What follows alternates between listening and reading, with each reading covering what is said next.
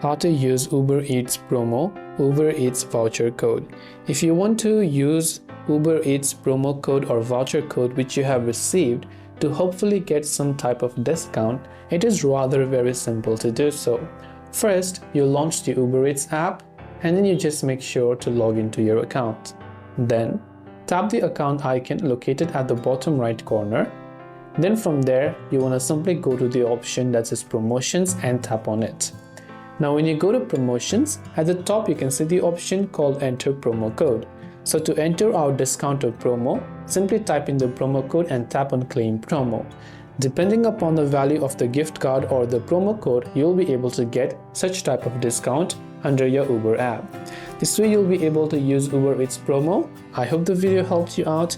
If you have got any further questions, feel free to also leave them down in the comment section below.